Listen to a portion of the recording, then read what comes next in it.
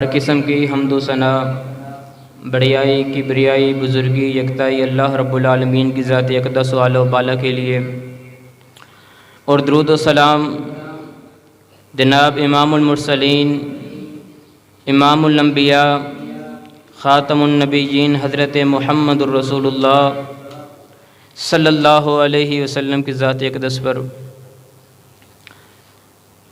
سامعین محترم، رسول اکرم صلی اللہ علیہ وسلم نے فرمایا، ان من نشرات الساعہ ان یرفع العلم ویثبت الجہل،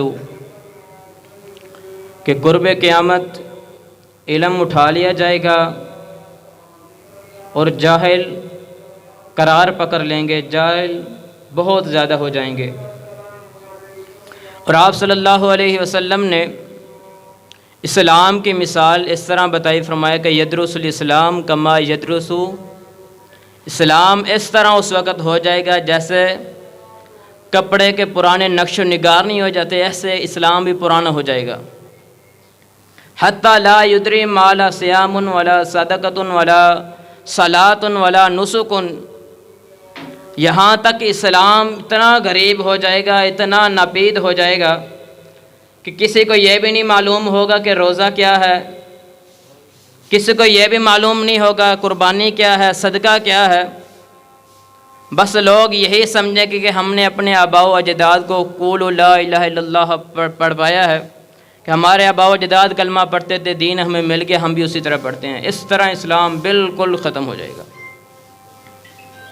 اور اس کے ایک اور حدیث اللہ کے رسول علیہ الصلوۃ والسلام نے فرمایا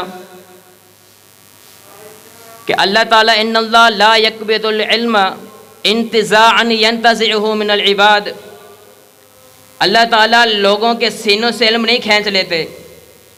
جب علم ختم ہوئے گا، اس سے مراد یہ نہیں ہے کہ لوگوں کے سینے سے پہلے علم تھا بعد میں بلا دیا گیا، بلکہ رسول اکرم صلی اللہ علیہ وسلم نے فرمایا وَلَٰكِن يَقْبِضُ الْعِلْمَ بِقَبْضِ الْعُلَمَاءِ، علم کا اٹھ جانے سے مراد یہ ہے کہ علماء ختم ہو جائیں گے، حقیقی عالم نہیں ملیں گے۔ حتی اذا لم یبق عالما اتخذ الناس رؤوسا جہلا، یہاں تک کہ کوئی عالم باقی نہیں رہے گا اور لوگ اپنا پیشوا اور اپنا رہبر ایک کسی جاہل آدمی کو بنا لیں گے۔ فَسُئِلُوا فَأَفْتَوْا، ان سے وہ سوال کریں گے دینی معاملات میں، احکام میں، مسائل میں، حلال و حرام کا طریقہ اس سے جانیں گے، نکاح و طلاق کے معاملات اس سے پوچھے جائیں گے، کہ خود بھی جاہل ہوگا فافتاؤ اور فتویٰ دے گا، فضلوا واضلوا، خود تو گمراہ ہے ہی صحیح لیکن لوگوں کو بھی گمراہ کرے گا۔ اسلام بالکل اس طرح ہو جائے گا۔ اگر آج ہم دور حاضر میں اپنے معاشرے میں نظر دوڑائیں تو ہمیں وہ لوگ ملیں گے، اکثر سے ملیں گے، بہت کثریت ان لوگوں کی ہوگی کہ جو دنیا تو بہت جانتے ہیں، اگر کوئی ذمہ دار ہے اسے معلوم ہے کہ زمین میں کیا کیا چیز، کس چیز کی ضرورت ہے، زمین کے متعلق اس کو سارا علم ہے۔ اگر ویسے لوگ بیٹھے ہیں مجلس میں، سیاست کے متعلق بات ہو رہی ہے، سائنس بہت زیادہ جانتی ہے سیاست، اگر وہ ویسے کسی معاملے میں بھی بات کریں، دنیا میں خرد و فروش کی بات کریں، خرد و نوش کی بات کریں، جس کی بھی بات کریں، کھانے کی قیمت کیا ہے، یہ معاملات کیسے جا رہے ہیں، وہ کیسے جا رہے ہیں، سارے جانتے ہوں گے۔ ان کو اگر نہیں علم ہوگا تو نہ قرآن کا علم ہوگا، نہیں معلوم ہوگا تو نماز جنازے کی دعائیں کون سی ہیں، وہ کیا ہے، وہ نہیں معلوم ہوگا۔ اگر نہیں معلوم ہوگا تو یہ نہیں معلوم ہوگا کہ اگر ہم نماز میں بھول گئے تو سجدہ صاحب کیسے کریں۔ ایسے حالات آ جائیں گے اور ایسے حالات ہمیں نظر آ رہے ہیں۔ اور اس وقت یہی ہوگا، ایک تو یہ لوگ ہیں عام جو جہالت میں پڑے ہوئے ہیں، اور دوسری طرف کچھ وہ نام نہاد علماء کہ جو اپنے ساتھ القاب تو بہت لگواتے ہیں کہ میں عالم ہوں، میں مفتی ہوں، میں بہت بڑا علامہ ہوں، لیکن وہ قرآن و حدیث کے علم سے کوسوں دور ہیں، لوگوں کو ایسے ایسے مسائل بتلاتے ہیں جو قرآن میں بھی نہیں ہے، نہ محمد رسول اللہ صلی اللہ علیہ وسلم کے فرمان میں ہے۔ اب ضرورت اس بات کی ہے اس معاشرے میں، اس دور میں، کہ قرآن کو سمجھا جائے، حدیث کو سمجھا جائے، دنیا کی تعلیم جیسے پڑھتے ہیں وہ پڑھیں، لیکن جو قرآن کے اور حدیث کی تعلیم ہے اس کو سمجھا جائے۔ اور اسی مناسبت کے ساتھ آج کا موضوع خطبہ جمعہ بھی یہی ہے کہ دینی تعلیم کی ضرورت کیا ہے، اہمیت کیا ہے، اور صاحب دین جو علم جاننے والا ہے، قاری ہے، عالم ہے، اس کی فضیلت کیا ہے۔ اللہ تعالیٰ سے دعا ہے کہ اللہ تعالیٰ مجھے صحیح قرآن و حدیث کی روشنی میں بیان کرنے کی توفیق عطا فرمائے، اور ہم سب کو سن کر اس پر عمل پیرا ہونے کی بھی توفیق عطا فرمائے۔ سامعین محترم، اگر علم کی فضیلت دیکھنی ہے اسلام میں کہ اسلام علم کی کیا فضیلت ہے، تو سب سے پہلے وہی بھی اقرا سے شروع ہوتی ہے کہ اقرا بسم ربک الذی خلق۔ اور جو علم کس سے نا آشنا ہے، علم نہیں جاننے والے، وہ کبھی بھی اپنے رب کو نہیں جان سکتے۔ اللہ تعالیٰ فرماتے ہیں فَعْلَمْ أَنَّهُ لَا إِلَهَ إِلَّا اللَّهُ، لوگوں علم ہوگا تو تمہیں معلوم ہوگا کہ اللہ کے سوا کوئی معبود نہیں ہے۔ اس علم کی فضیلت جاننی ہے تو رسول اکرم صلی اللہ علیہ وسلم کے اس فرمان سے معلوم کرنے کے خیرکم من تعلم القرآن وعلمہ، کہ تم میں سے سب سے بہترین وہ ہے کہ جو خود بھی قرآن سیکھتے ہے اور لوگوں کو سکھاتا ہے۔ اور رسول اکرم صلی اللہ علیہ وسلم نے دعا دی ہے اس شخص کو، نذر اللہ امرا سمع منی حدیثا فحفظها ووعاها واداها كما سمعها، اللہ تعالیٰ اس شخص کے چہرے کو تر و تازہ رکھے، خوشنما رکھے، خوش رکھے، کہ جو میری حدیث کو سنتا ہے پھر یاد کر لیتا ہے، یاد کرنے کے بعد لوگوں کو ایسے ہی بتلاتا ہے جیسے اس نے سنی ہے۔ اور کبھی بھی ایک عالم اور ایک جاہل برابر نہیں ہو سکتے۔ قل هل يستوي الذين يعلمون والذين لا يعلمون، اے پیغمبر آپ فرما دیجئے کہ کبھی بھی ایک عالم اور ایک جاہل کبھی بھی برابر نہیں ہو سکتے۔ اور رسول اکرم صلی اللہ علیہ وسلم کا فرمان، آپ علیہ الصلوۃ والسلام کی وصیت، آپ صلی اللہ علیہ وسلم نے فرمایا سیأتیکم اقوام یطلعون العلم، لوگوں ان قریب تمہارے پاس دور دراز سے لوگ آئیں گے قرآن و سنت کی تعلیم سیکھنے کے لیے۔ جب وہ آ جائیں فَإِذَا رَأَيْتُمُوهُمْ فَقُولُوا مرحبا مرحبا بوصیت رسول اللہ صلی اللہ علیہ وسلم، جب کوئی تمہارے پاس قرآن و حدیث کی تعلیم سیکھنے کے لیے آئے تو ان کو خوش آمدید کہنا، ان کے لیے مرحبا کہنا۔ کیوں؟ یہ میں تمہیں وصیت کر کے جا رہا ہوں۔ اس کے علم کو جانیں آپ کی کتنی اہمیت والا ہے کہ اللہ کے رسول علیہ الصلوۃ والسلام اس طالب علم کو مرحبا کہہ رہے ہیں، وصیت فرما رہے ہیں کہ جب بھی تمہارے پاس کوئی قرآن حدیث سیکھنے آئے تو ان کے لیے وصیت ہے کہ ان کو خوش آمدید کہنا ہے۔ اور اس علم کی فضیلت آپ نے جاننی ہے تو آپ جانیے اللہ کے رسول علیہ الصلوۃ والسلام کے اس فرمان سے، فرمایا ان الملائکۃ لتضع اجنحتها رضا لطالب العلم، اللہ تعالیٰ کے جو معزز فرشتے ہیں وہ بھی اپنے پروں کو بچھا دیتے ہیں اس قرآن و حدیث کے طالب علم کے لیے۔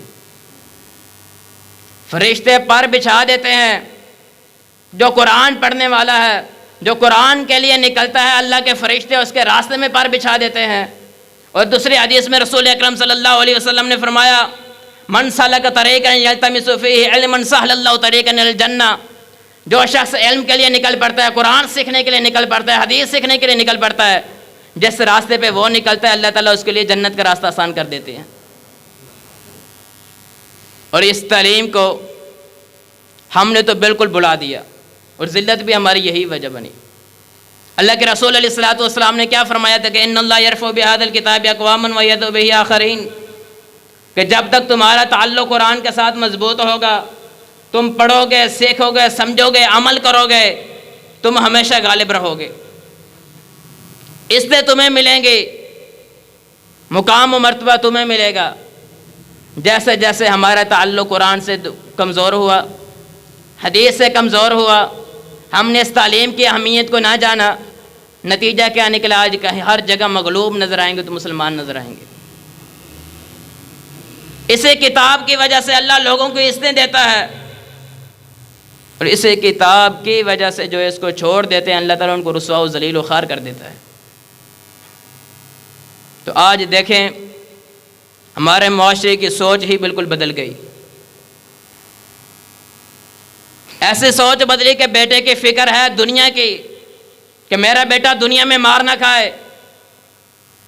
اس معاملے میں اور اس معاشرے میں وہ حدیث یاد آتی ہے کہ رسول اکرم صلی اللہ علیہ وسلم نے فرمایا بدا الاسلام غریبا وَسَيَعُودُ كَمَا بَدَا غَرِيبًا فَطُوبَى لِلْغُرَبَاء۔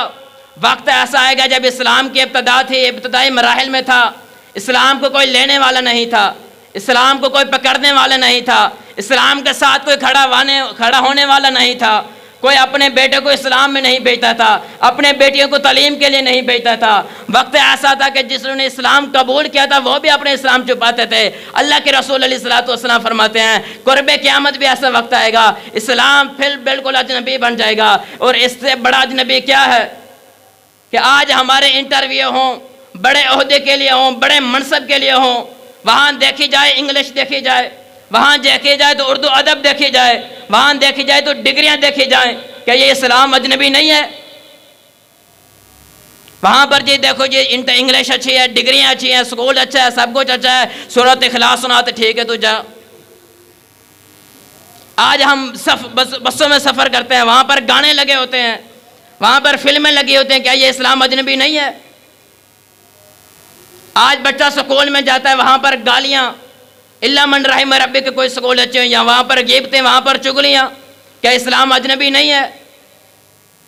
دکانداری پہ چلے جاؤ، دکان میں چلے جاؤ، وہاں پر بھی آپ کو وہی نظام ملے گا کہ جو بالکل اسلام کے خلاف ہے، کہ یہ اسلام اجنبی نہیں ہے۔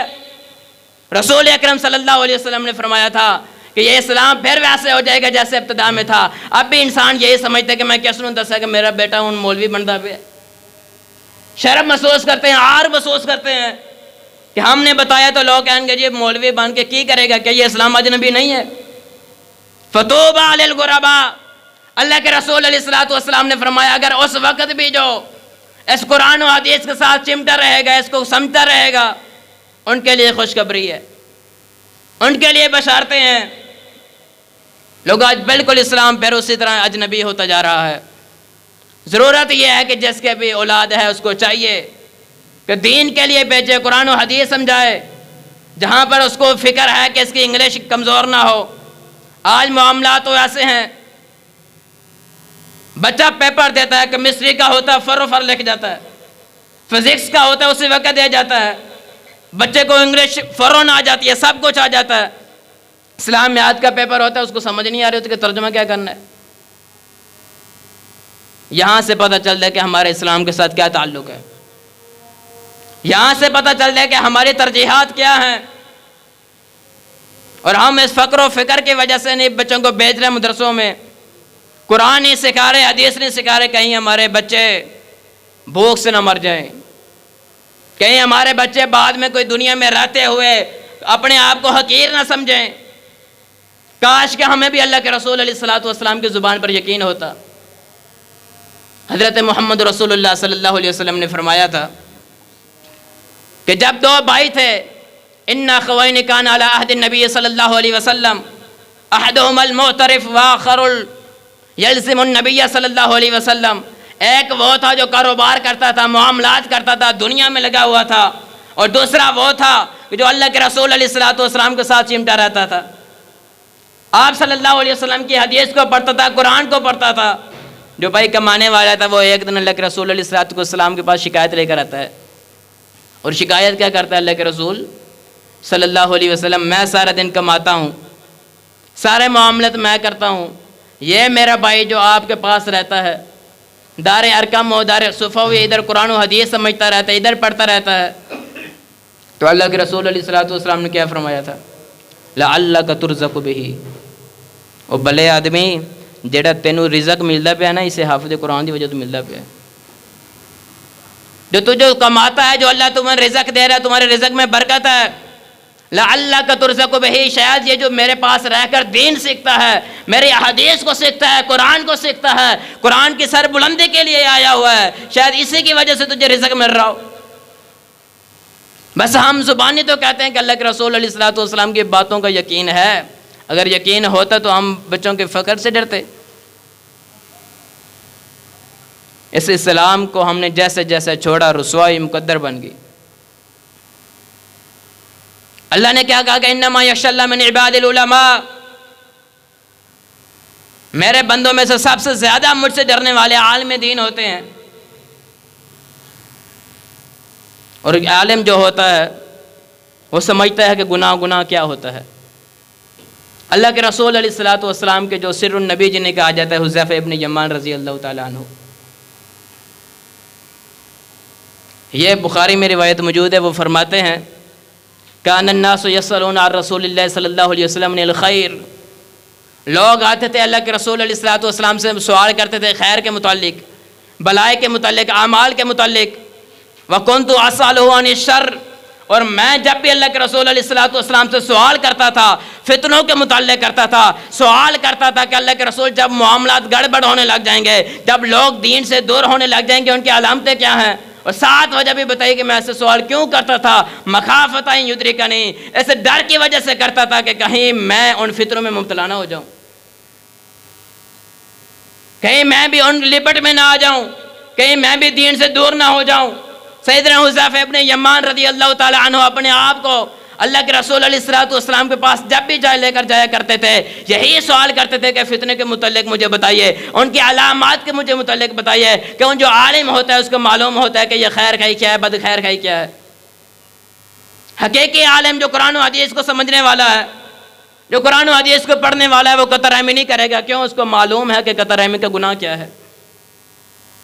وہ جب بھی کرے گا صلہ رحمی کی بات کرے گا، جب بھی اس کے دل میں تڑپ اٹھے گی تو یہی ہوگا کہ یار لوگ آپس میں مل جائے، اتحاد ہو جائے، اتفاق ہو جائے، کبھی بھی وہ لڑائی اور جھگڑے کی بات نہیں کرے گا۔ اور کتنا خوش نصیب ہے وہ والد، اور کتنی خوش نصیب ہے وہ والدہ کہ جن کے بیٹے وارث بھی بن رہے ہیں تو انبیاء کے وارث بن رہے ہیں۔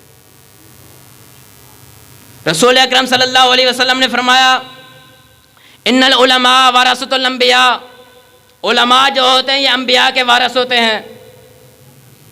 وان الانبیاء لم یورثوا دینارا ولا درہما، انبیاء وراثت میں کوئی زمین اور جائیداد اور درہم و دینار نہیں چھوڑ کے جاتے، بلکہ اللہ کے رسول جو ہوتے ہیں، انبیاء جو ہوتے ہیں، وہ کیا چھوڑ کے جاتے ہیں؟ علم چھوڑ کے جاتے ہیں۔ فانما ورثوا العلم فمن اخذ اخذ بحظ وافر، وہ علم چھوڑ کر جاتے ہیں، جس نے جتنا علم لے لیا وہ اتنا اللہ کے رسول کا وارث بن گیا۔ اور کس قدر خوش نصیب اور سعادت مند اور بخت اقبال ہے وہ باپ کہ جس کا بیٹا وارث بن رہا ہے، کسی وزیر اعظم کا نہیں بن رہا، وارث بنا ہے تو کسی جج کا نہیں بنا، وارث بنا ہے کوئی دنیا دار کے عہدوں کا نہیں بنا، بلکہ وارث بھی بنا تو محمد صلی اللہ علیہ وسلم کے منبر کا وارث بنا۔ کبھی تصور میں تو سوچیں کتنا خوش نصیب ہے وہ باپ کہ جس کی اولاد ہو، دین اس نے پڑھا ہو، قرآن اس نے سمجھا ہو۔ مرنا تو سب نے ہے، باپ فوت ہو جائے اور بیٹا پیچھے رو کر جنازہ پڑھا رہا ہو، یہ تھوڑی خوش نصیبی ہے۔ ہمارے ہاں کیا ہوتا ہے، لاکھوں پیسے خرچ کر کے بیٹے کو بہت اعلیٰ تعلیم اور ڈگریاں لے کر دے دی، بہت سارے اس کے اوپر پیسے خرچ کر دیے۔ ہوتا کیا ہے کہ جب باپ فوت ہو جاتا ہے، پیچھے بیٹا ہاتھ باندھ کر کھڑا ہوتا ہے، اس کو یہ بھی نہیں معلوم ہوتا کہ آخری جو حق ہے میرے باپ کا وہ کیا ہے، کون کون سی دعائیں پڑھوں۔ خدا را اپنی اولاد کی فکر جہاں دنیا کی کرتے ہیں وہاں آخرت کی کیا کریں۔ جہاں ان کو دنیا کی تعلیم کے لیے آپ فکر مند رہتے ہیں، آج بیٹا اسکول کیوں نہیں گیا، آج اکیڈمی میں کیوں نہیں گیا، انگلش میں اس کا مارکس کیوں کم ہے، کبھی سوچا کریں کہ اسے قرآن بھی آتا ہے یا نہیں آتا، کبھی اس سے دین کے متعلق بھی پوچھا کریں کہ بیٹا نماز بھی آتی ہے یا نہیں آتی۔ اور یہاں پر ایک اور بات بھی یاد رکھ لیں، ڈاکٹر ہے، اگر ڈاکٹر فوت ہو گیا ڈاکٹری ختم، انجینئر ہے انجینئرنگ ختم، فوت ہو گیا نامہ اعمال بند، وکیل ہے وکالت ختم، جج ہے جسٹس ختم، وزارت ختم، البتہ جو بڑے عہدیدار ہے سارے کے سارے ختم۔ لیکن رسول اکرم صلی اللہ علیہ وسلم نے فرمایا اذا مات الانسان انقطع عنہ عملہ، جب انسان فوت ہو جاتا ہے سارے کے سارے اعمال منقطع ہو جاتے ہیں، الا من ثلاثہ، لیکن 3 عمل ایسے ہیں کہ جو مرنے کے بعد بھی ختم نہیں ہوتے۔ اس میں سے ایک یہی ہے کہ او علم ينتفع به، اس کا بیٹا عالم تھا، بیٹا قاری قرآن تھا، لوگوں کو سکھاتا تھا، عالم دین تھا، سکھاتا تھا، خود فوت ہو گیا لیکن نامہ اعمال بند ہوا، نامہ اعمال بند نہیں ہوا۔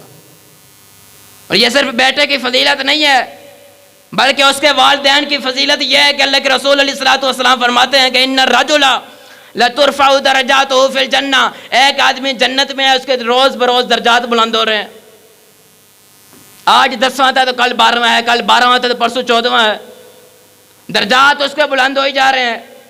وہ اللہ سے سوال کرے گا انا لی ھذا، یا اللہ یہ میرے درجات ہے، میں تو فوت ہو گیا ہوں، یہ میرے درجات کیسے بلند ہو رہے ہیں؟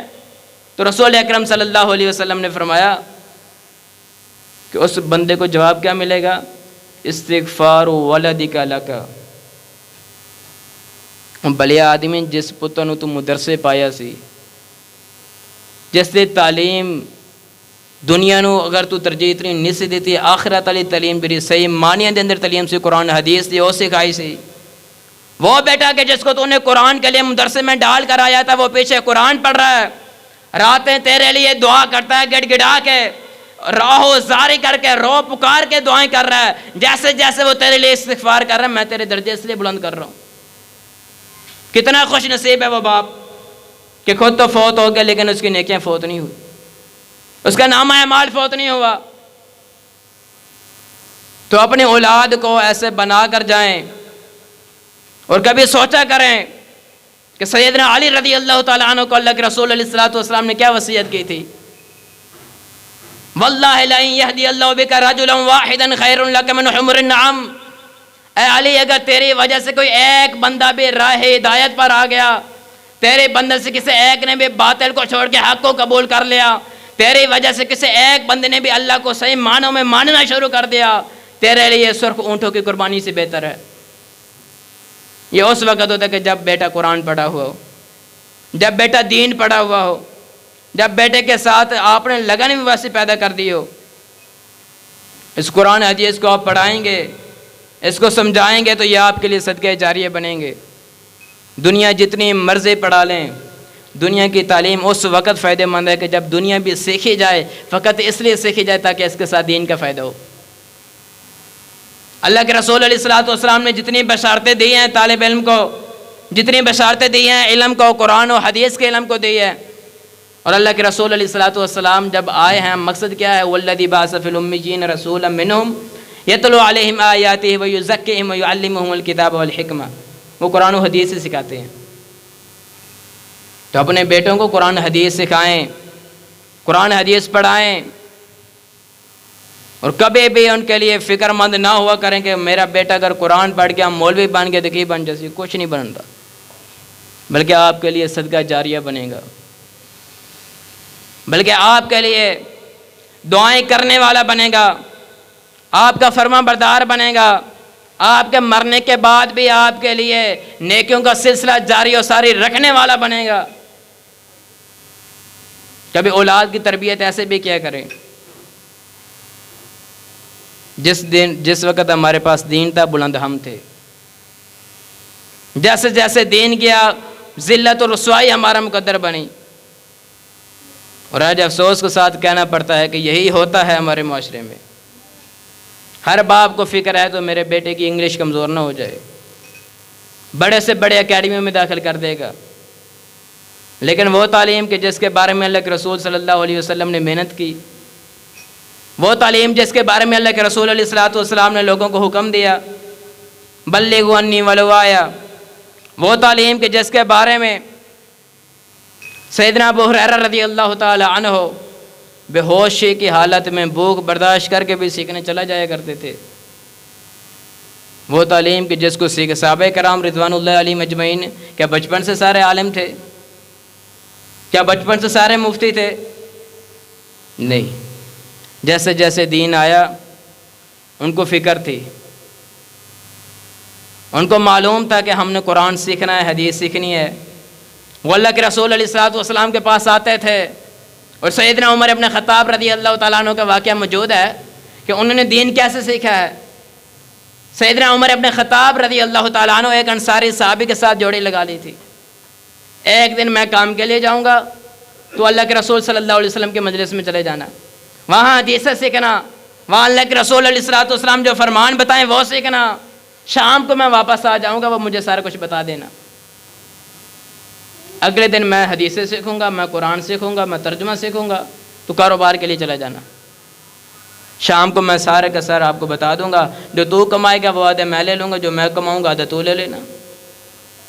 ایک تڑپ تھی، ایک شوق تھا. اور یہی وجہ ہے کہ وہاں پر قرآن و حدیث سیکھنے والے بچے کوئی اس طرح ہمارے ہاں جیسے ہوتا ہے کہ 2-3 گھنٹے کے لیکچر ہوتی ہیں، مجلسیں ہوتی ہیں، محفل ہوتی ہے، وہ نہیں ہوتا تھا۔ سیدنا سعد کا بھائی چھوٹا سا ہے بالکل، لیکن جہاد کے لیے تیار ہو گیا ہے، اور چھپ کر اس قافلے میں جا رہا ہے کہ جو قافلہ جہاد کے لیے جا رہا ہے۔ پوچھنے والے پوچھتے ہیں ابھی عمر چھوٹی ہے تو چھپ چھپ کے کیوں جا رہے ہیں؟ کہتے ہیں نیکی بہت بڑی، عمر تو چھوٹی ہے۔ میں جہاد کے لیے جا رہا ہوں۔ ایک لمحے کے لیے تصور کریں کہ اللہ کے رسول علیہ الصلوۃ والسلام 2-4 گھنٹے کے محفل لگا کے جہاد کی فضیلت بیان کرتے تھے، نیکیوں کی فضیلت بیان کرتے تھے۔ نہیں، وجہ یہی تھی کہ وہ بچے گھروں میں ان کو دین نظر آتا تھا، گھر ہوتے پھر بھی دین، بازار میں جاتے پھر بھی دین، دوست ان کے جو ہوتے تھے، جو محلے دار ہوتے تھے، سارے کا سارا دین ہوتا تھا، دین کی اہمیت ان کے ہاں تھی۔ لیکن ہمارے ہاں کیا 2 گھنٹے کی مجلس، 4 گھنٹے کی مجلس، 5 گھنٹے کی مجلس اگر لگتی ہے، دین کی ایک بات نہیں ہوتی۔ ہمارے بچوں کے اندر شوق کیسے پیدا ہو؟ ہم نے جب بھی بیٹھنا ہے کسی مولوی صاحب کے بارے شروع کر دینے کہ پتر مولوی نے اس طرح کیا سی، عالم نے اس طرح کیا تھا۔ قرآن پڑھنے والوں کے بارے میں جب ہم نے اپنی زبان اس طرح کرنی ہے، ایک عالم دین کے بارے میں جو ہم نے بچوں کو تصور دینا ہے، کیا ہمارے بچے بعد میں عالم دین بننے کے لیے تیار ہوں گے؟ کبھی تیار نہیں ہوں گے۔ جب بھی بیٹھا کریں ان کو سیرت سنایا کریں تو ابو بکر صدیق کی سنایا کریں کہ انہوں نے دین کو کیسے سیکھا۔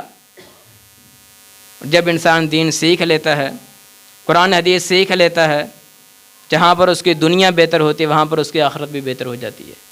تو صرف آخرت اس کی بہتر نہیں ہوتی، اس کی والدین کی بھی بہتر ہو جاتی ہے۔ اور یہی قرآن اپنے پڑھنے والے کو کبھی بھی تنہا نہیں چھوڑتا۔ جس نے اس کو سیکھا ہے، جس نے اس کے ساتھ تعلق جوڑا ہے، کبھی بھی نہیں اس کو چھوڑتا۔ رسول اکرم صلی اللہ علیہ وسلم نے فرمایا حجت لک و حجت علیک، یہ پڑھنے والے کے حق میں سفارش کرے گا، اور جو نہیں پڑھتے ان کے خلاف سفارش کرے گا، سیکھنے والے کے حق میں سفارش کرے گا۔ آج دیکھ لیں کہ ہمیں سکون کہاں سے ملے؟ سکون ہے تو قرآن مجید میں ہے، تعلیم میں ہے، اسی دینی تعلیم میں ہے۔ اگر رسول اکرم صلی اللہ علیہ وسلم کے معاملات کو دیکھ لیں، صحابہ کی سیرت کو دیکھ لیں، تو سب سے نمایاں جو چیز ہمیں نظر آتی ہے وہ یہی دین ہے۔ ہر جگہ اگر بات نظر آتی ہے تو یہی دین کی ہوتی ہے۔ آج اپنا ذہن بچوں کے لیے بنائیں تو قرآن و حدیث کی سیکھنے سکھانے کے لیے بنائیں۔ اگر ہمارے دادا اجداد وہ دنیا میں نہیں رہے، ہم نے بھی نہیں رہنا۔ بڑی بڑی قومیں جو ہم سے زیادہ طاقتور تھے، جن کے پاس بہت زیادہ کچھ تھا، اگر وہ نہیں رہی تو ہم نے بھی نہیں رہنا۔ لیکن اپنی اولاد کو اپنے لیے صدقہ جاریہ چھوڑ کر جائیں، صدقہ جاریہ بنا کر جائیں، قرآن پر لگا کر جائیں، محمد رسول اللہ صلی اللہ علیہ وسلم کے فرمان پر لگا کر جائیں، تاکہ کل کلاں آپ دنیا سے جائیں لیکن آپ کا نام اعمال بند نہ ہو۔ تو اس تعلیم کو سمجھیں۔ اللہ کے رسول علیہ الصلوۃ والسلام سیدنا حسن رضی اللہ تعالیٰ عنہ کو جب ساتھ سفر میں جا رہے تھے، ایک کھجور گری پڑی تھی، سیدنا حسن نے اٹھائی اور منہ میں ڈالی۔ اللہ کے رسول علیہ الصلوۃ والسلام نے اسی وقت نکال دی اور سکھایا کہ یہ ہمارا حق نہیں ہے، یہ عام مسلمانوں کا حق ہے۔ پتہ نہیں کس کے کھجور گری، اللہ کے رسول علیہ الصلوۃ والسلام نے منہ سے نکلوا دی تھی۔ آج ہمارے بچے ہمارے سامنے جو پتہ نہیں کیا کیا کرتے رہتے ہیں۔ بچہ جی کون اگنور کرو، بچہ جی سیکھ جائے گا، لیکن اللہ کے رسول علیہ الصلوۃ والسلام نے فوراً تعلیم دی۔ اور آپ صلی اللہ علیہ وسلم کا معمول تھا کہ آپ صلی اللہ علیہ وسلم نماز پڑھنے کے لیے کھڑے ہوئے ہیں اور دوسرا صحابی دوسری جگہ پر آ کے کھڑا ہو گیا، آپ صلی اللہ علیہ وسلم نے نماز میں اس کو پیچھے کر دیا۔ اصل جگہ یہ ہے، تعلیم اسی وقت دے دی۔ تو یہ جو تعلیم ہے اللہ کے رسول علیہ الصلوۃ والسلام نے بچوں کو دی، صحابہ کرام کو دی، اور قرآن و حدیث کی آبیاری کے لیے اقبال رحمہ اللہ نے یہی تو کہا تھا، وہ معزز سے زمانے میں مسلمان ہو کر تم خار ہوئے تارک قرآن ہو کر۔ اپنے بچوں کے اندر جب بھی گھر میں بیٹھیں قرآن و حدیث کی باتیں کیا کریں، تاکہ آپ کے بچوں کے اندر بھی شوق پیدا ہو، اور بچوں کو سکھایا کریں کہ آپ نے ایک اچھا عالم بننا ہے۔ جب والدہ ہوگی محمد بن اسماعیل البخاری رحمہ اللہ، نام تو سب نے سنا ہے، کیسے خوش نصیب ہیں وہ لوگ کہ جو صدیوں پہلے فوت ہو گئے ہیں، لیکن آج بھی ان کا نامہ اعمال کھلا کھلا ہے۔ ان کی والدہ وہ ہے کہ جس نے اپنے بیٹے کو، یعنی کہ محمد بن اسماعیل البخاری رحمہ اللہ کو، امام بخاری رحمہ اللہ کو، ان کی تربیت کیسے کی ہے۔ نبی نہ تھے، دیکھ نہیں سکتے تھے. مائیں دعائیں کرتی رہی کہ اللہ میرے بیٹے کو نظر دے، میں تیرے دین کے لیے وقف کر دوں. آج ہمارے ماں باپ دعا کرتے ہیں کہ اللہ میرے بیٹے کو انجینئر بنا، میرے بیٹے کو بڑے سے بڑا عہدہ دے. ہماری دعائیں ان کے لیے یہی نکلتی ہیں. محمد بن اسماعیل البخاری رحمہ اللہ کی والدہ کیا دعا کر رہی ہے؟ اللہ میرے بیٹے کو بینائی واپس کر تاکہ میں تیرے دین کے لیے وقف کروں. جب انہوں نے دعائیں کی، ماں کے اندر اخلاص تھا، نیک نیت تھی، اللہ نے دعا قبول کی، تو بیٹے نے وہ کتاب لکھی کہ جس کے بارے میں تمام امت کا اجماع ہے، اصح الکتب بعد کتاب اللہ البخاری. قرآن مجید کے بعد اگر سب سے بڑا کسی کتاب کا درجہ ہے، صحیح کتاب ہے، تو صحیح البخاری ہے. یہ ہوتی ہیں وہ مائیں. انس بن مالک رضی اللہ تعالیٰ عنہ، اب چھوٹے سے بچے ہیں، والدہ نے کیا کہا؟ میرا بچہ چھوٹا ہے، میں اللہ کے رسول کی خدمت میں پیش کر دیتی ہوں، وہاں پر قرآن سیکھے گا، حدیث سیکھے گا. بچپنے سے ان کو بھیج دیا. سیدنا انس بن مالک رضی اللہ تعالیٰ عنہ 10 سال اللہ کے رسول علیہ الصلوۃ والسلام کی خدمت سیکھتے رہے ہیں. اللہ کے رسول علیہ الصلوۃ والسلام کے قرآن سیکھتے رہے، آپ کی عبادت میں معمولات دیکھتے رہے. اور یہاں پر ایک اور بات بھی میں عرض کر دوں، جیسے جیسے آپ ہوتے ہیں نا، جیسے والدین ہوتے ہیں، بچہ بہت زیادہ اپنے پیو کو فوکس کرتا ہے.